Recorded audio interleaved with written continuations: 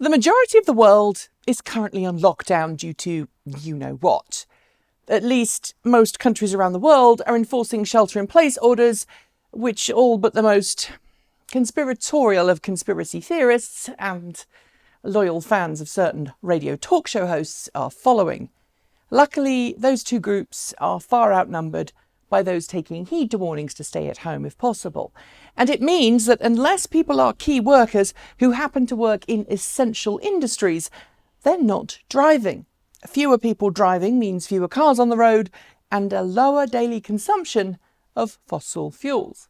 This, in turn, means a drop in oil consumption, which in turn has led in a kind of about way to yesterday's headlines about the prices of oil becoming negative.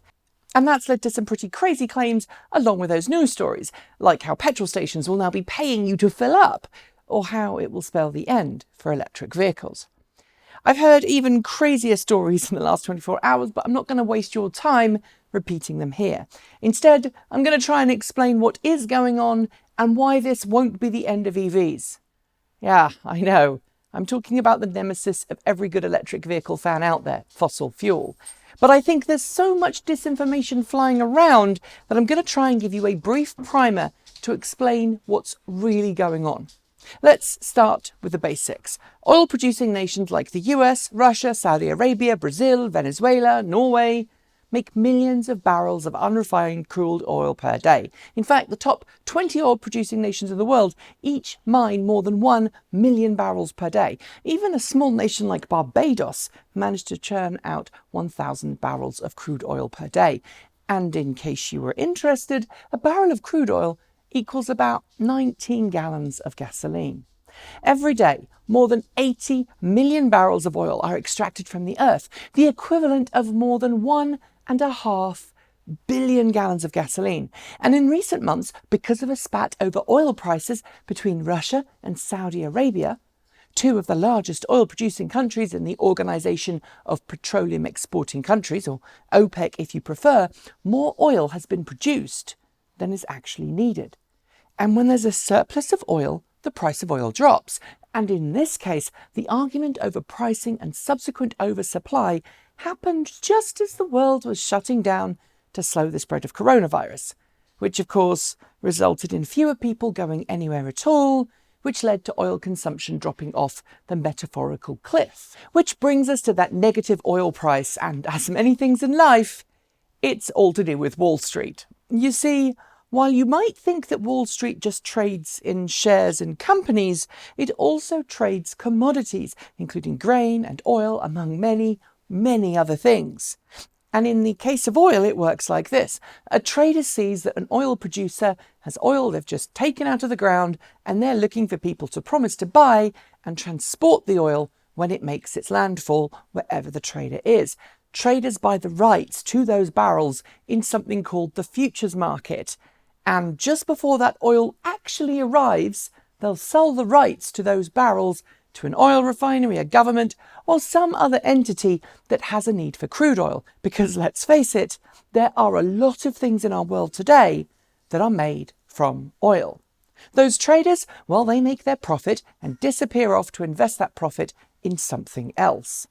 Usually, this system works perfectly. Traders, after all, have no way to store or refine oil and are betting on the likelihood that the price they've paid will be less than the price they'll be able to sell for.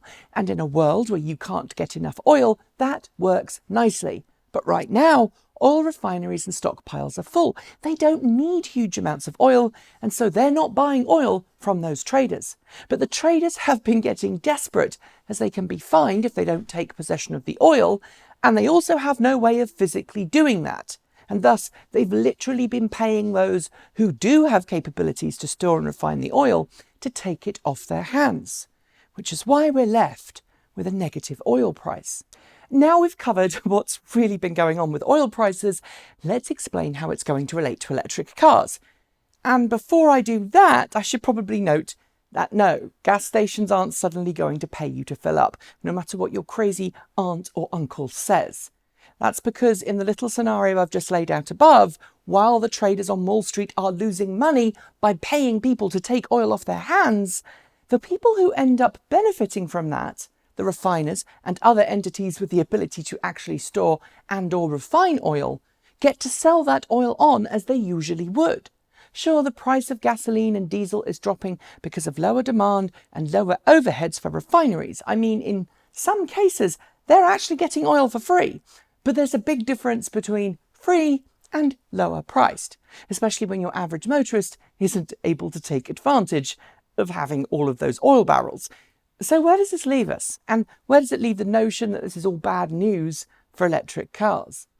In order for this to be completely bad for electric vehicles, we'd need to see an abundance of oil combined with an increase in consumption. In that instance, people would feel less economic burden to switch to electric vehicles because gasoline would be so cheap. But what we actually have right now is a situation where oil is cheap, gasoline is becoming cheaper, but people aren't able to take advantage of it because of stay-at-home orders. That means fewer people are using gasoline. Add in the spectre of a recession, meaning people are likely to have less money to spend, and the net difference between prices now and what they were is less prominent. Sure, gas may cost less, but if you're earning less, you're not going to feel the benefit. And if oil producers can't get rid of oil as easily as they once could, there will be a point when they're going to have to produce less oil or go bankrupt.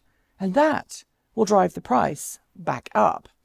As for electric cars, sure, in the short term, I think the lure of cheap oil will keep some people in petrol vehicles, especially if they can't afford to buy a new car due to uncertainty over work or income. But the current crisis has also taught a lot of people that we could all have a better air quality, similar to the air quality that's recently been seen around the world, if only we cut back on our fossil fuel emissions. And that's already having an impact. Certainly if the number of people who've reached out to me to ask about electric cars recently is representative of general trends. And that's not even mentioning several studies that are suggesting the same thing over the last few weeks. This all ignores, however, a couple of things that have been in motion long before this all happened. First, there's a general trend in the auto industry towards electric vehicles, which is being driven by increasingly tough emissions and fuel economy standards in most parts of the world. And yes, while the current incumbent of Pennsylvania Avenue may have tweeted today about glorious American oil and glorious American gas, most countries around the world are doing absolutely everything they can to ditch their fossil fuel addiction. And that does and will have an impact on what type of cars automakers will be able to make. If you combine that with the drive towards more affordable electric cars, something that sadly US automakers are struggling to do, but other automakers around the world are embracing, as I covered yesterday, albeit slowly, with the fact that oil prices won't remain low when demand goes back up, and I think the electric vehicle world will continue to grow, free oil or not. So if your weird aunt, uncle or work colleague tries to tell you that electric cars are dying because they're giving away free oil and free gas for your vehicle, well, you're going to know differently. That's it. Thanks for joining me, and I'll see you next time.